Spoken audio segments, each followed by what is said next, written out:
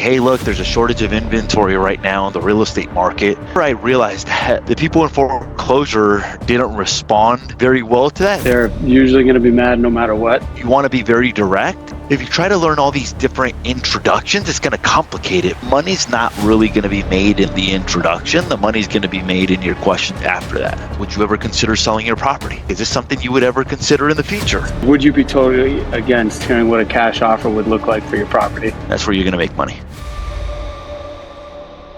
For like other niches, tax delinquents, pre-foreclosures, I mean, what's the best way, or like an opener with empathy, with using empathy? I would always just approach a lot of the other little sub list instead of like, hey, look, I realize you got a tax delinquency, or hey, look, like you haven't made your mortgage payment. I would just approach it like, hey, look, there's a shortage of inventory right now in the real estate market. Have you ever considered selling?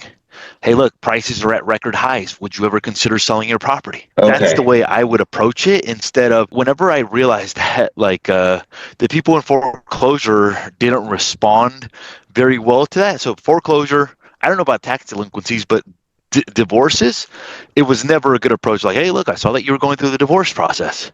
Oh my God, they're so angry they want somebody to take it out on, you know? Yeah. So I would just run a hot market script, and if they opened up, great.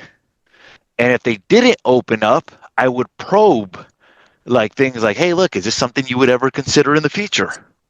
You know? Okay. Or is this something that, is this something that you would ever consider in the future? And then if I'm like, dude, I know there's something here, I may say something, hey, you know what?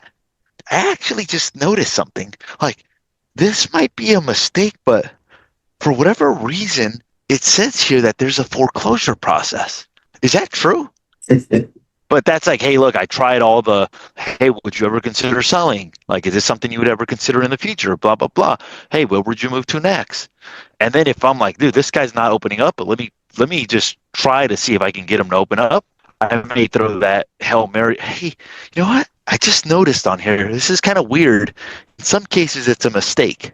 But I don't have like a softened up question for divorces or foreclosures or... Okay, so you go from a cash perspective as well. So just be like, hey, have you thought about a cash offer? You could. You could. What I learned from Angel a long time ago is that for certain scripts, you want to be very direct. And then there's other scripts where if you try to learn all these different introductions, it's going to complicate it for all like these little segment lists.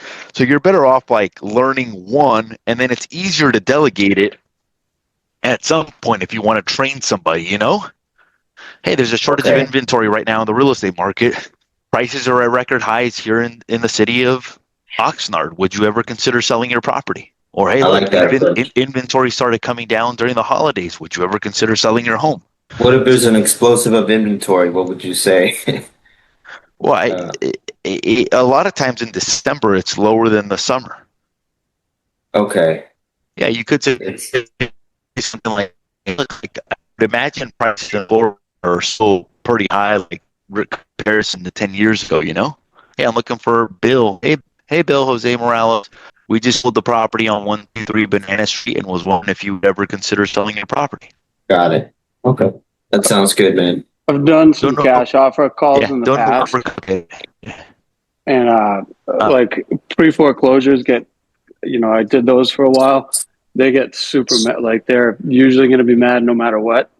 But like, if you're going after the cash offer and just calling like a general list, something like, and I'd love an opinion on it, of course, like from Jose, he's got way more experience than me, but it was like, would you be totally against hearing what a cash offer would look like for your property? Like something like that, like just go right at the cash offer if that's your goal. Right. Yeah, I like I said, I don't think that I think that the intro is something more vague like that. Like, hey, look, like, would you be against a cash offer? Look, there's a shortage of inventory. Or, hey, look, prices are at record highs. Would you ever consider selling? The money's not really going to be made in the introduction. The money's going to be made in your questions after that. So, like, if they say no, what do you say? Not a problem. Is it something you would ever consider in the future? If they say yes, then what do you say? So I think that's where, that's where you're going to make money. Gotcha. All right. Thank you. All right, guys. Appreciate it. Whenever they're selling and buying, it adds a whole new level of prequal. Whenever they're selling and buying, there's power. They're like, no, I want 800,000 for my house. And they're like, look, I don't have any wiggle room on that 800,000. I'm like, how much do you owe on the property? 300,000. I'm like, okay, just out of curiosity, how much are properties that you're buying at a state? How much are those going for? Oh, they're going for 500.